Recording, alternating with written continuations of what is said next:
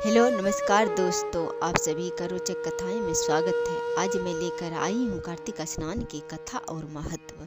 मेरे चैनल को सब्सक्राइब नहीं किए हैं तो सब्सक्राइब कर लें और घंटी को दबा दें ताकि जो भी वीडियो डालें वो आप तक पहुँचे। तो आइए कथा शुरू करते हैं। कार्तिक स्नान की कथा प्राचीन काल की बात है। एक गांव में सुशील नामक एक ब्राह्मण रहते थे। उसे 2 पुत्र थे। बड़े का नाम सुबीरत था और छोटे का नाम वीरत था। दोनों भाई बड़ा होने पर बड़ा ही बुद्धिमान और वेद शास्त्र के ज्ञाता थे और सर्वगुण संपन्न था। एक बार दोनों भाई घूमते घूमते प्रयाग पहुँचे। उसी दिन जन्माष्टमी थी। श्री बेनी माधव जी के मंदिर में जन्मोत्सव मना रहा था। दोनों भाई महोत्सव देखने के लिए चल दिए। रास्ते में मूसलाधार वर्षा होने लगी। फलस्वरूप दोनों भाई रास्ता भूल गए। तब दोनों भाई एक वेश्या के घर पहुँचे। बड़े भाई वहीं रात बिताने का सोचा और छोटे भाई वहां रहना उचित नहीं समझा और वहां से निकल गया। चलते चलते माधव जी के मंदिर में जा पहुंचा। मंदिर तो पहुंच गया पर उसके संस्कार बदल गए। वह पछताने लगा। मंदिर में रहते हुए वह सुबीरत वेश्यालय के ध्यान में डूब गया। वहां की पूजा, स्तुति, आरती, कीर्तना आदि देखते और सुनते भी नहीं, देख सुन रहा था। निर्जीव के समान खड़ा था। उधर वेश्यालय में सुबीरत की दशा विचित्र थी। वह पश्चाताप की आग में जल रहा था। मन में सोच रहा था कि वीरत के हजारों जन्मों के पुण्य उदय हुए जो वह मंदिर में भगवान श्री कृष्ण के दर्शन कर रहा होगा। अब वह पूजा, आरती, कीर्तना आदि सुन रहा होगा। अनेक प्रकार के शुभ चिंतन कर रहा था। अपने आप को धिकार रहा था।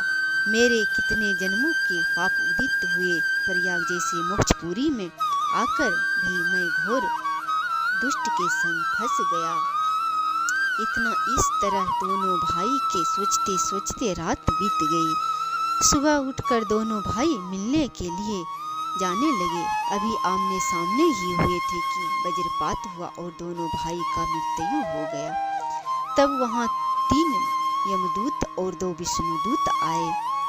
यमदूत ने वीरत को और विष्णुदूत ने सुबीरत को लेकर चलने को तैयार हो गया। तब सुबीरत ने कहा, अरे आप लोग यह कैसा अन्याय कर रहे हैं। कल के पूर्व तो हम दोनों भाई थे। आज के रात में तो वेश्यालय में रहा हूँ और मेरे छोटे भाई वीरत माधव जी के मंदिर में रहा है। परम पुण्य अर्जन कर चुका है। भगवान के परम धाम में जाने का अधिकारी तो वही है। आप भूल या अन्याय कर रहे हैं। तब विष्णु के 2 दूत ठठाका मारकर हंसने लगे। वे बोले, हम भूल या अन्याय नहीं करते। सुनो, धर्म का रहस्य बड़ा ही सूक्ष्म तथा विचित्र है। सभी धर्म में मन शुद्धि ही मूल कारण है। मन से किया गया पाप सुखद होता है और मन से किया गया भगवान के चिंतन सुखद होते हैं।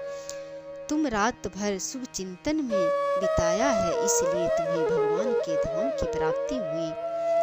और बीते इस रात मंदिर में रहकर वेश्यालय का चिंतन में डूबा था, इसलिए उसे नरक की प्राप्ति हुआ है। सदैव धर्म का चिंतन और मन लगाकर श्रद्धा पूर्वक धर्म अनुष्ठान करना चाहिए। जहाँ मन है वहीं मंदिर है। मन मंदिर में है तो मनुष्य मंदिर में है। मन वेश्यालय में है तो वही मन वेश्यालय में ही, मनुष्य वेश्यालय में ही है।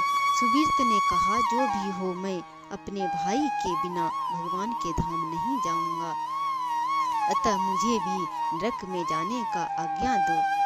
तब विष्णुदूत ने कहा, सुबीरत, यदि तुम्हें इस पर दया आ रही है तो तुम अपने संकल्पित कार्तिक स्नान, पूर्व जन्म के कार्तिक स्नान का पुण्य वीरत को दे दो, तो यह तुम्हारे साथ विष्णु लोक जाने का अधिकारी हो जाएगा। तब सुबीरत ने कार्तिक स्नान का पुण्य वीरत को दिया और दोनों भाई वैकुंठ धाम को चले गए। ये कार्तिक स्नान का महत्व था और कार्तिक स्नान करने से समस्त बंधन से मुक्त हो जाते हैं। जो मनुष्य कार्तिक स्नान करता है वे अनेक प्रकार के बंधन से मुक्त हो जाते हैं और सुख, सौभाग्य, धन, पुत्र सभी प्रकार के सभी प्रकार के से सुखी संपन्न रहते हैं। मेरा कार्तिक स्नान का कथा अच्छा लगा हो तो चैनल को सब्सक्राइब करें, लाइक करें। जय श्री हरि।